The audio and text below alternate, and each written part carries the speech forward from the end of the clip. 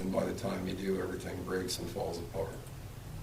I think we've brought in an additional $40,000 this year, and I think we'd be wise to try to set ourselves up a little bit. Not saying that we wouldn't be able to do the scale, but maybe we budget that in with the loan amount when we bring ourselves to come back out of the hole. It's one idea. How's the transfer trailer? It's kind of rough shape too, isn't it? Yeah, it's pretty poor itself, but we patch things up as we go. The tractor itself is the most moving parts, so it's obviously in the roughest shape. Our hook truck, every time you go to start, I come back every weekend, there's oil leak on the floor, and right now, we maintain and get it in as much as possible, as long as it doesn't hamper our business. That's why I was pursuing at least what the cost would be to modify this dump truck we could get at a very cheap rate into a second hook truck, so then we could afford to, properly maintain something, send it to the shop for a while, get it fixed right. Nicole Brown spoke today. Our county is having unprecedented growth. Last year we had 67 new building permits. For the entire calendar year, we're at 112 so far this year. We're nearly double. Our counties, and they've got eight other subdivisions planned. Our solid waste facilities are going to get slammed.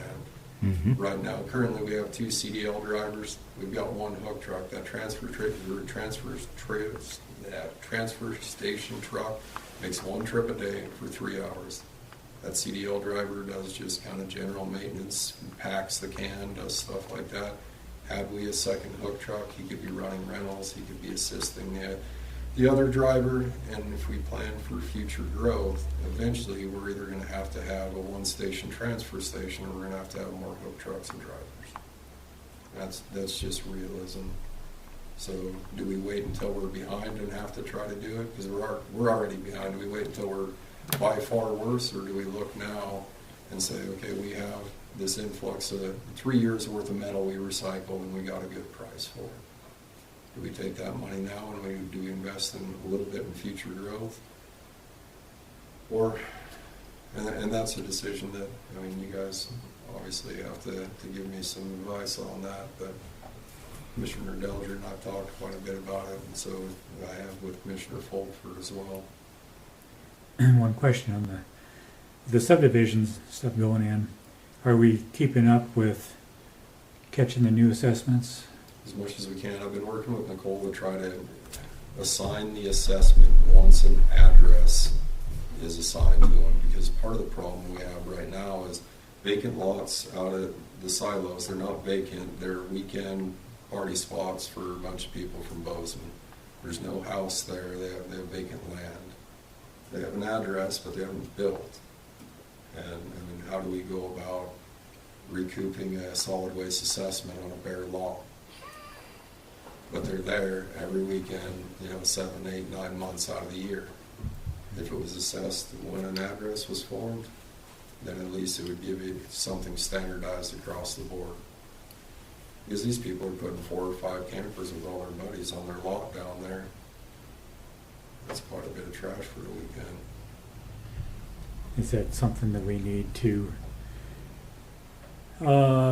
make a motion on to present to the commissioners? Or? I believe a motion was already made to my predecessor, and she had initially started looking into it, and then she left, and the office was vacant for a while. Yeah. So I found it in some old notes that I had, that I found on the computer, so I've been talking and working with Nicole on it. Okay. I remember we discussed some of that stuff. I wasn't sure if it was set in stone yet or not. So. Okay. So what are we doing for a transfer station truck right now, with that one being a Grizzly? Pinky from the road department. When they need it, like we've had to rent a dozer recently, so we basically schedule, make sure we do a transfer station run late the night before so the can's empty, and then we swap the tractor back, they do the hauling that they need, and then we bring it back up. So we're looking for one of them, but it's definitely, it's, yeah.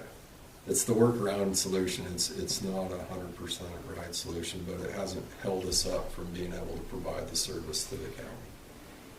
The only one piece of equipment that we don't have a spare of somewhere within my department is the hook truck.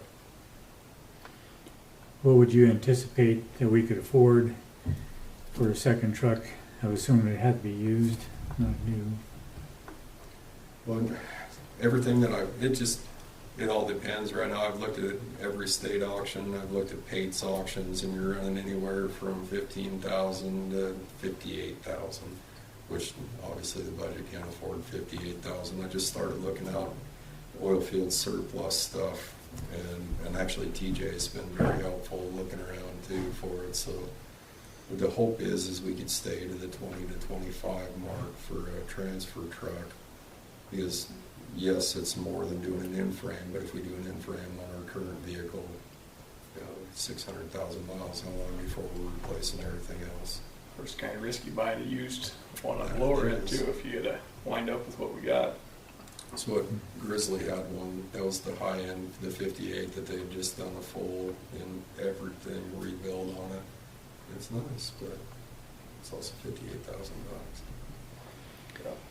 So the dump truck that would be usable if you took the box off of it, would you make that into a transfer truck, or? We have the option to do either with that. It does have a drop axle. We'd have to straighten the frame for $5,000, and then I don't know, Commission, if we'd have to surplus it if it went from roads to solid waste, since it's all within my department, if it's a permanently assigned transfer. But even if we did, it would go very cheaply from one side to the other, most likely. But then you would have to put the hitch on it and all the rest. So you're looking probably 5 to 10-ish, somewhere around there. Be less than the in-frame on the other. And it's a known quantity vehicle. It ran well right up until they laid it on the side. If we got into another hook truck, what would the hook bed? I'm still waiting on the cost for that. We've reached out to Grizzly. We've actually had Grizzly reaching out. We told them they could contact Pete. And we've got several different vendors. Trying to find the hook assembly for a hook truck is actually a lot more difficult than what you'd think. That kind of buy them as a whole unit, but they're searching for that price right now to get us a full modified price. But just for the frame, you're looking about $5 to straighten. There's a shop in Great Falls that Commissioner Fulford's used in the past, and he said, so we contacted them. They said, well, without seeing it, this would be by your high dollar mark. It'd be right around the 5,000 mark. Could we go to intercap loan with used equipment, or would that be? My fear with an intercap loan is we already have to discuss the intercap loan that we're going to take to get us out of the hole. And we have an intercap loan for the canisters my predecessor purchased. So we'll already have two, unless we want to add it to the cost of getting us out of the hole. You got to pay the price one way or the other. I'm just thinking a loan would cover 10 years or 15 years. Give us a little bit of wiggle room, maybe. And that's why we got it on the agenda here for you gentlemen to discuss. Okay. But if you want the $5 household item fee, it passed commission approval on Monday, so that is gone now. So now that one's out of the way, you guys can discuss loans and equipment.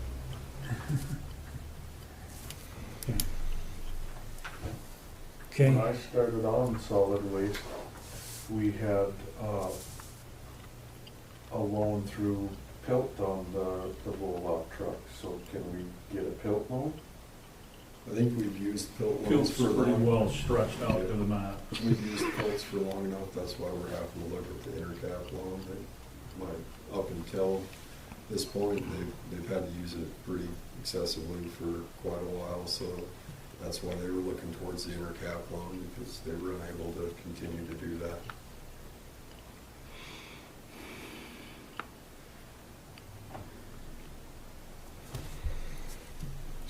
you've got the transfer station truck that something needs to be done with fairly immediately. So that's number one priority. Number two priority is probably a second hook truck then. And the transfer station truck, like I said, we don't have the final from Grizzly yet. And that's what they're assuming it is. That, you know, that we're not saying it needs an in-frame, but that's what they said would more than likely be. We won't know until they cut the filter and start tearing it apart. But judging from the metal particulates, basically every category had jumped drastically into the red for the extreme. We had pretty much every color on the graph except for green for good. The fear, or you know, there's always the hope that maybe somehow they got a bad sample. They didn't get a high quality sample, because it was a pretty drastic jump from one sample to the next. Yeah. So that's where, when they stretch this filter out, you know, if they're finding the level of particulates that the report's showing, then we'll know. If they don't, then they can kind of proceed with caution. But we'll know as soon as they can give us that info. But I just wanted you guys to be aware that is a pretty big potential, you know, hit to the solid waste budget. And we got that information from them on Wednesday.